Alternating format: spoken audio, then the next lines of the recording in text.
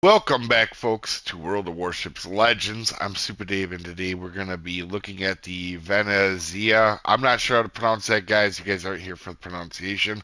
We're going to be looking at the Bureau project. It is free. It is in the thing right now, and I have started it myself.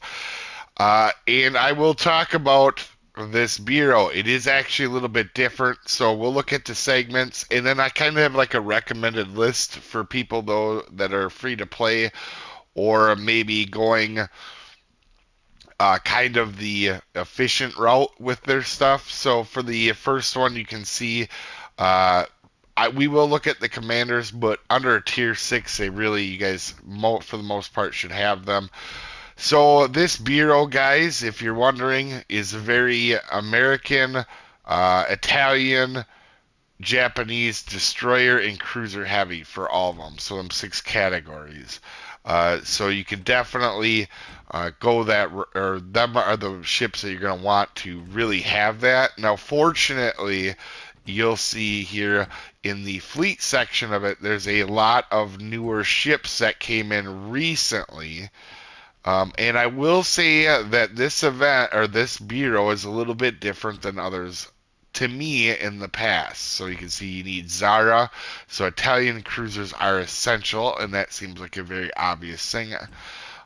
But there is no commander line in here that is like you have 2 or 3 guys that if you get, you're pretty much good to go. And that's very interesting. As you can see, new AL Zara in here and Gariza, some ships I've recently picked up. So, and AL Zara is relatively new. So you can see in here Maya here as well, and Halsey, Makawa. So the commander part of this bureau is what makes it rougher. The other stuff, for the most part, is not too bad.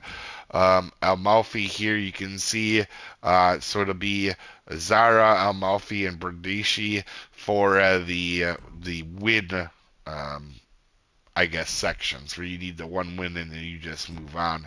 But like I said, the commander part is really rough here, and we'll go through. I've kind of scribbled down a bunch of notes like I do. For those of you guys don't know, I have like 8 notebooks I take notes in. And I use a scratch one to kind of figure out what I needed for this, as I do with all of them. So if you guys don't know, I have everything written down for every thing or every bureau that I do need to do. But anyway, here, guys, as we're kind of rounding out the end here, so you guys can take a look at it. Now, obviously, you could do this yourself, but Brindisi is probably, for the most people, is going to be the toughest part if they don't have it unlocked outside of the commanders. Everything else, for the most part, American, Japanese, a lot of people are going to have a lot of it done. And again, like I said, with the commanders, that's the real struggle here. So we'll go to the last one and we'll talk about it. So you can see here with the pump, we have all them options here, and the daily trials kind of mix it up a little bit. So if you're wondering, some of the daily trials are actually easier than what shows for a lot of them. But anyway, let's talk about the commanders, guys. There is a mess. It's not just like a normal one where you could get like 3 of them and get by and have everything, or 4 of them and really have the majority of them. That you would normally have in these. So I did write them down. If you're going to want to have at least 1 or 2 for each segment, guys, a very good route to do would be Tanaka at rank 15. Now, granted, you're not going to have Kincaid or Fulgusi, I think his name is, but at rank 15, that'll give you 1. Also, I picked these commanders based on usability, as a lot of people are going to use Tanaka on their Japanese cruisers. Fulgusi actually is a solid Italian destroyer commander, so that's a way of going about it. For a lot of us, so Kincaid's are going to be ranked 15. So back to the recommended one, Tanaka at 15, Mambelli at 14, because a lot of people use his perk anyway, so he's a good commander to do. Halsey at 14, which a lot of people will have for destroyers, and Yamato at 12. And that will basically cover you for at least having one or two for each one. So a lot of the other bureaus, if you do them, there's a more structured commander set to them, and this one isn't nearly as structured. It's a little bit more over the place than the other ones are. So hopefully with that recommended list, it'll help you out. Here's a quick look at the ship without a commander. Obviously, I don't have the ship yet. I'm not a CC. I make videos and put my own money into this game to do these, but so the videos, the ships that you see on the channel, I've had to go ahead and buy. So you can see a pretty solid ship overall. Highly recommend thinking this is going to be a relatively powerful ship if I had to guess. You have 15 guns shooting.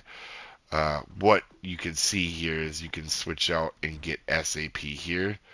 And I'm assuming if it's normal Italian SAP, it's going to even have the more maximum damage than the AP, or at least bare minimum similar. So, 15 shells going down range you're probably going to be able to get that reload down to like 15 or 17 seconds, somewhere in that vicinity. Pretty good, and obviously has the long torps. The big thing is probably going to have decent AA. And it doesn't have the good concealment like the other Italian cruisers, but it's not awful either. But looks like it could be a very good ship. So I'm going to hold back until I know for sure. But anyway, there is a project for you guys and maybe a recommended list. A big one is Italian and American cruisers and Italian destroyers. If you have them kind of three sections done, you're pretty good.